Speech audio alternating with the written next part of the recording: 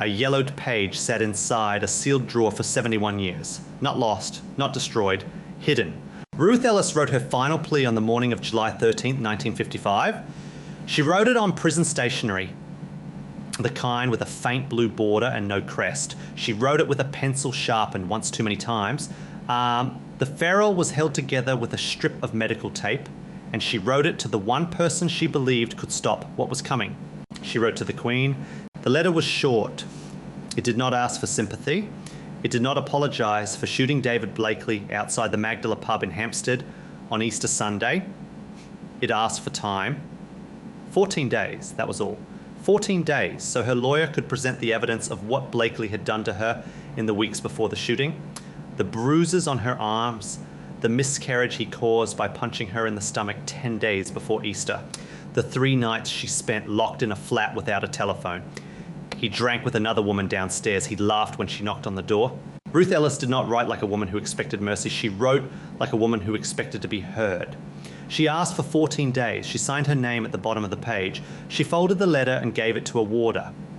The warder placed it in an envelope. The envelope entered the institution, and there it stopped. A private secretary whose initials appeared on the routing stamp intercepted the letter at the Home Office relay. He did not read it aloud to anyone. He did not show it to the Queen's office. He marked the upper right corner with 3 letters. NFA. No further action. He placed the page inside a manila sleeve and filed it behind the final medical report, not with the legal correspondence, not with the sentencing file, behind the medical report where nobody reviewing the case would think to look. The page waited. The execution did not. Ruth Ellis was hanged at 9 o'clock the next morning at Holloway Prison. She was 28 years old. She was the last woman hanged in the United Kingdom. The letter she wrote to the Queen sat in a manila sleeve behind a medical report for 71 years. The letter asking for 14 days. The letter carrying the only account of Blakely's violence written in her own hand. It waited while the institution carried Elizabeth's name on the execution pathway. Elizabeth never saw that letter. Hold on to that detail. The institution told the public that Ruth Ellis had exhausted her appeals, that every avenue had been reviewed, that the Home Secretary had considered the case and found no grounds for reprieve. And that was true. Every avenue the institution chose to show was reviewed, but the avenue Ruth Ellis created herself was intercepted. She wrote it in pencil at 5 in the morning, with her execution 12 hours away. It was stamped and filed where nobody would find it.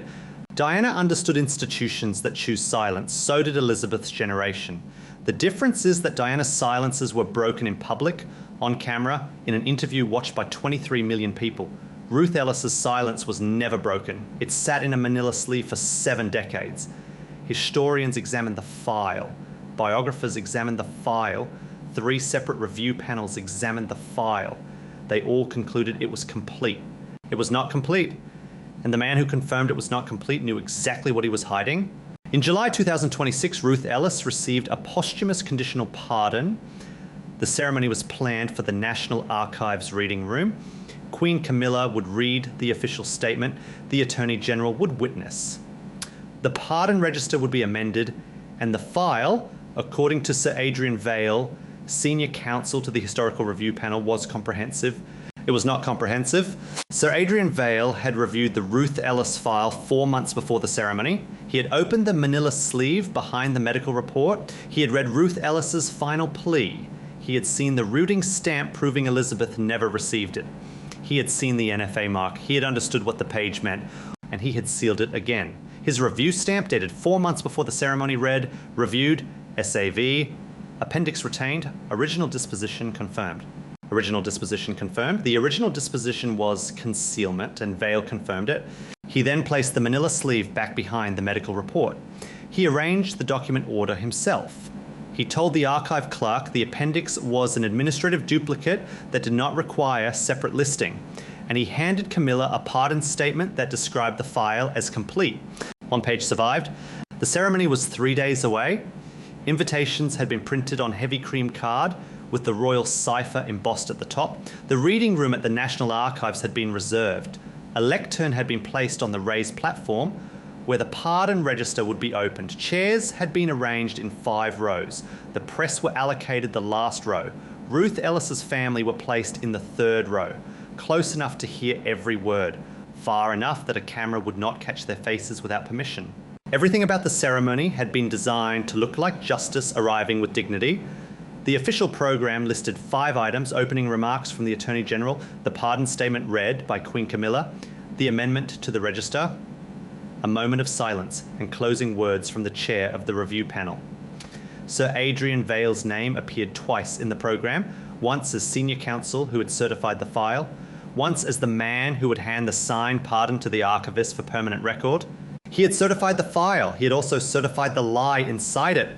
Now here is how it was found. Princess Anne asked to review the pardon file 3 days before the ceremony, not because she doubted the pardon, she supported it. She wanted to understand who had authorized the original silence in 1955. She wanted the pardon to name the failure, not just correct the sentence. The file arrived at her private office inside a brown leather dispatch case with the review panel's routing label. She opened it at her desk. The curtains were half drawn. The corridor outside was empty. She read the medical report first, then the sentencing summary, then the Home Secretary's recommendation, standard procedure, clear documentation. And then she turned the last page of the medical report and felt the edge of something behind it. The manila sleeve had been resealed with archival tape. New tape applied recently. Someone had opened it, checked the contents, and sealed it again before the ceremony. Anne pulled the tape carefully. She unfolded the page. Ruth Ellis's handwriting was small, slanted to the right, written fast. The pencil marks had faded where the paper had absorbed moisture over the decades, but the words were legible. Anne read them in silence. She read them twice. And she held the page up to the desk lamp and saw 2 stamps in the upper right corner. The first from 1955 NFA, not to be included in correspondence summary. The second from 4 months ago, reviewed SAV, appendix retained, original disposition confirmed. 2 stamps 71 years apart, both choosing silence. Anne placed the appendix on top of Camilla's prepared statement. She called the clerk who had delivered the file and asked one question. Who instructed you to leave the medical report at the back of the sequence? The clerk said Sir Adrian Vale had personally arranged the document order and told her the appendix was an administrative duplicate. An administrative duplicate. The final plea of the last woman hanged in Britain, written hours before her death, classified as a duplicate of nothing. Anne placed the 2 routing stamps side by side on her desk.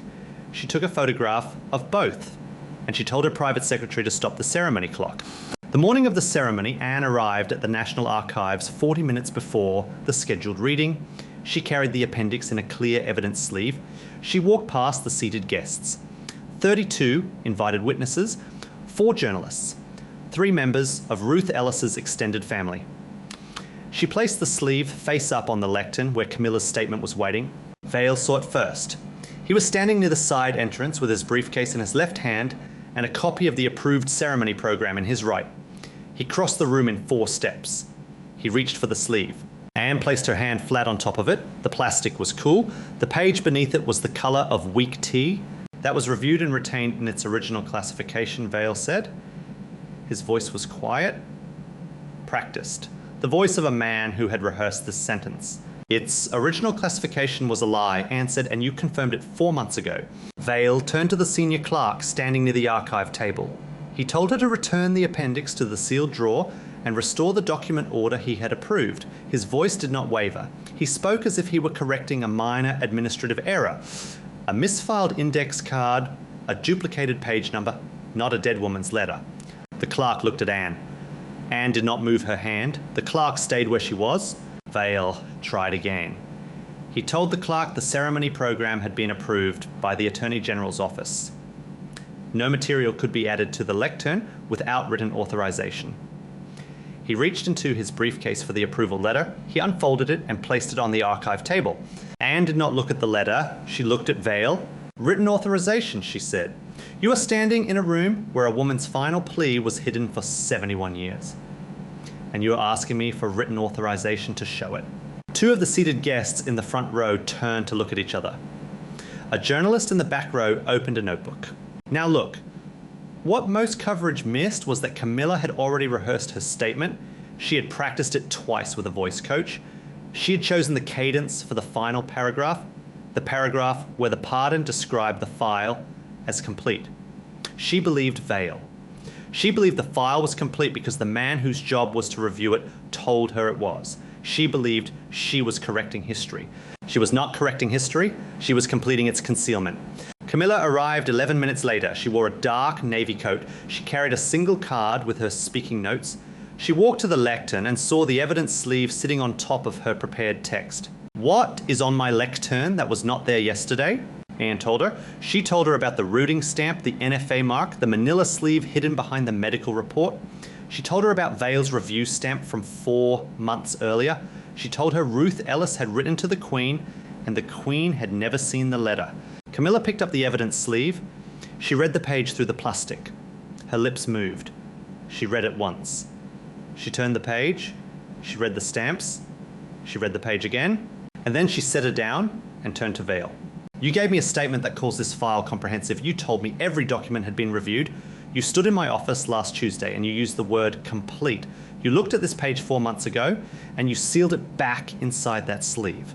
Vale clasped his hands. He said, "The appendix was an administrative artifact that did not change the pardon's legal basis." He said reopening the document order would create questions about the institution's competence.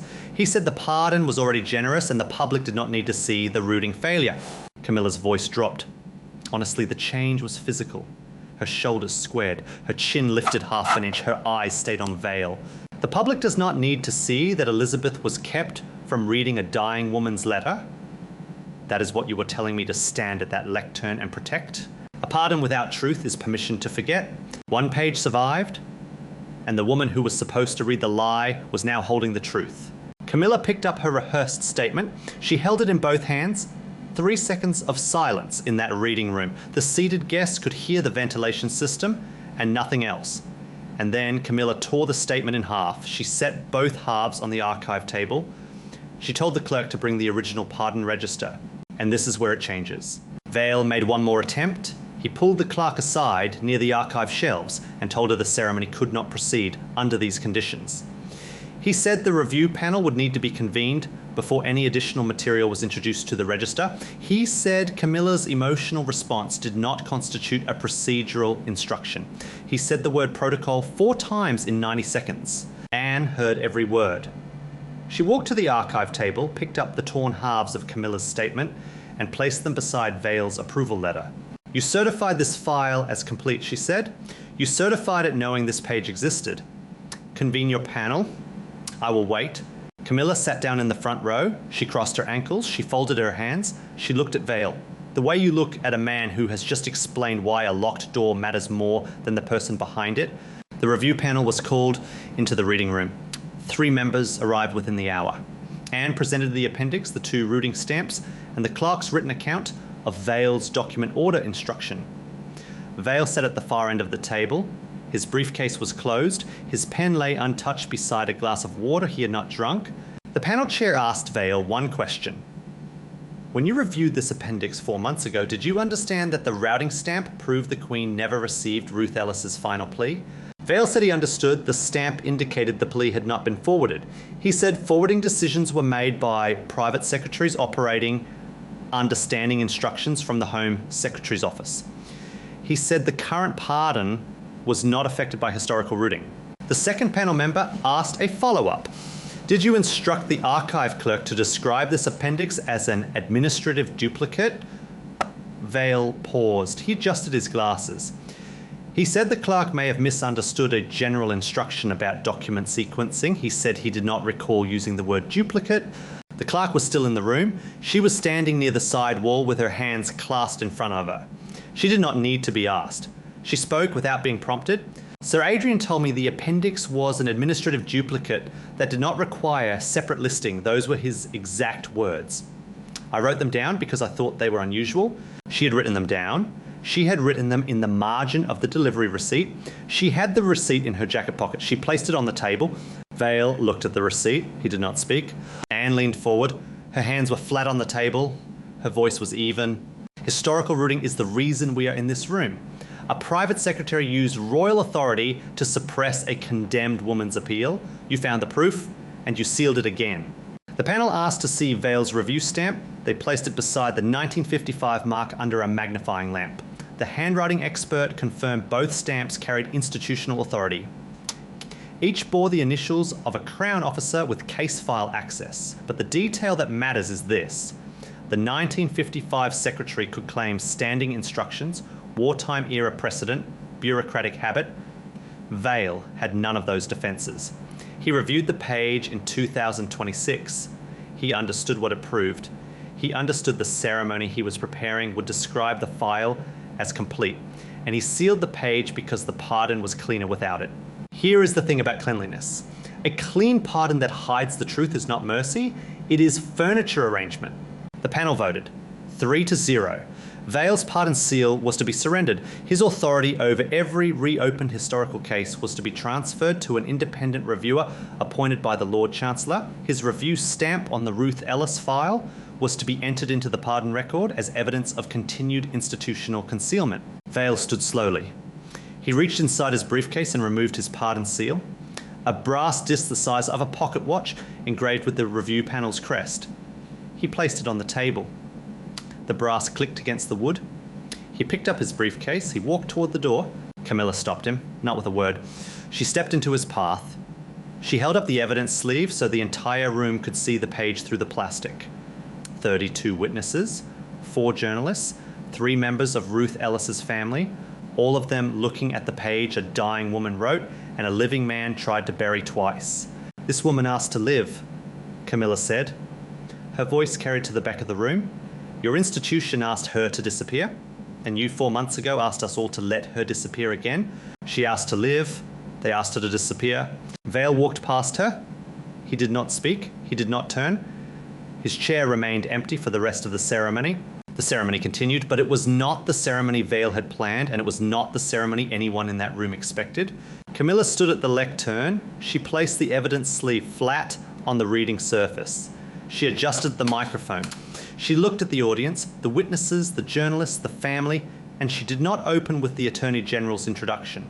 She did not cite the legal basis for the pardon. She did not mention the Home Secretary or the review panel or the historical context. She said, I was given a statement to read today. It described the file as complete. It was not complete. What I'm about to read is the page that was hidden from this ceremony, from 3 previous reviews, and from Queen Elizabeth herself. And then she read Ruth Ellis's final plea aloud, every word. The pencil-written words of a woman who had 14 hours left and still believed someone would read what she wrote. Camilla read slowly. She paused where Ruth Ellis had pressed the pencil harder. She paused where the handwriting shook. She read the request for 14 days as if the request still mattered, as if time could still be given. The room was silent, not ceremonial silence, the other kind. The kind where people stop breathing and do not notice they have stopped. Ruth Ellis's great niece sat in the 3rd row. She pressed both hands against her mouth, not crying, holding something in, holding 71 years of a family knowing their grandmother wrote a letter and nobody answered it. 71 years of believing the Queen must have seen it, must have read it, must have chosen not to act. And now, in this reading room, learning that Elizabeth never had the chance, the letter never arrived. A man with 3 initials and a routing stamp decided the Queen did not need to read a dying woman's request for 14 days. The pardon arrived, the truth arrived later. The man who kept them apart lost both. The pardon register was amended that afternoon. Line 14 now reads, Appendix A, final plea of the condemned, not forwarded to the Sovereign. Original disposition confirmed by Review Counsel SAV, subsequently countermanded and entered into the public record by order of the review panel. Vale's name will appear in that register for as long as the pardon exists. Not as the man who granted mercy, as the man who tried to keep mercy incomplete. Now, here is the detail nobody expected. Charles was informed of the ceremony's disruption that morning. He was given the option to intervene, to delay the panel, to instruct the review, to protect Vale's position. His private secretary called Anne's office twice. Both calls went to voicemail. Anne had turned her phone off, not because she was avoiding Charles, because the decision had already been made and the only remaining question was whether the page would be read or sealed again. Charles did not call a third time. He did not instruct the panel. He did not protect Vale. He did not issue a statement. His silence was not indifference. It was permission. He understood the institution had failed in 1955. It had failed again 4 months ago. And the only person still fighting to keep the failure hidden was the one person whose job had been to correct it. But the detail that matters is this: Anne did not ask for Charles's permission. She did not wait for his approval. She did not need a phone call from the palace. A dead woman's letter belongs in the public record. The man who hid it belongs outside the room. Some things do not require a committee. Anne remained in the reading room after the audience filed out. The journalists had their first drafts. The witnesses had their memories.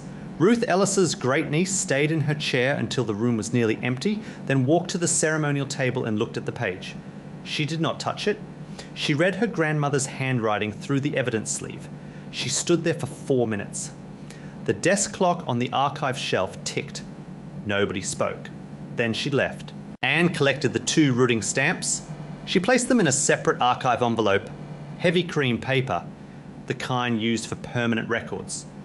She wrote on the outside in black ink, provenance record, original suppression and subsequent confirmation, not to be filed behind another document. She sealed the envelope. She placed it on top of the pardon register, not behind, not beneath, on top, where the next person who opens that file will find it first. 1 page survived. The man who tried to bury it twice did not survive it. Ruth Ellis wrote her final plea to the Queen and it was never delivered. Vale found it 71 years later and sealed it again. So here is the question. If Elizabeth had read that letter in 1955, do you believe she would have granted the 14 days Ruth Ellis asked for? Or do you believe the outcome was already decided before the pencil touched the paper? Tell me in the comments what you think Elizabeth would have done. And whether it matters now that we finally know she never had the chance.